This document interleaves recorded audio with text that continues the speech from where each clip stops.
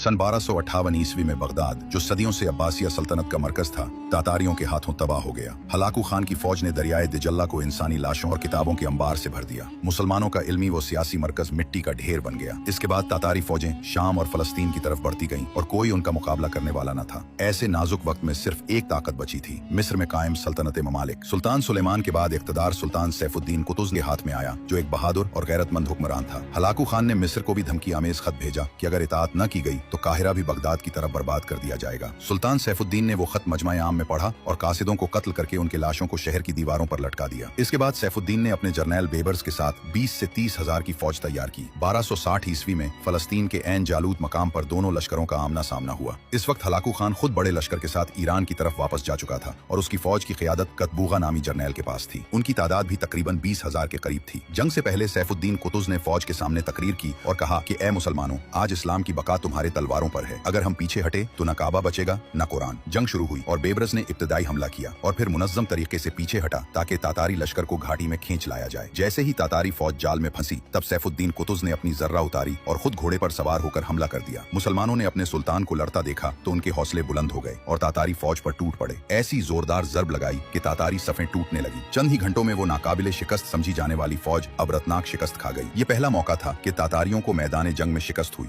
ऐन जालूत की फतह ने न सिर्फ इस्लाम को बचाया बल्कि दुनिया को ये पैगाम दिया कि ईमान की ताकत से किसी भी बड़ी ताकत को हराया जा सकता है। आज हम मुसलमानों के पास इतनी ताकत है कि किसी भी बड़ी सुपर पावर को घुटनों पे ला सकते हैं, लेकिन हमारे पास ईमान की कमी है। इसलिए फलस्तीनियों का कोई वारिस नहीं और उन्हें बेगुनाह जुबाह किया जा रहा है। बेशक अल्लाह सबसे हिसाब लेगा। वल्लाहु ला युहिब्बुज़ ज़ालिमीन।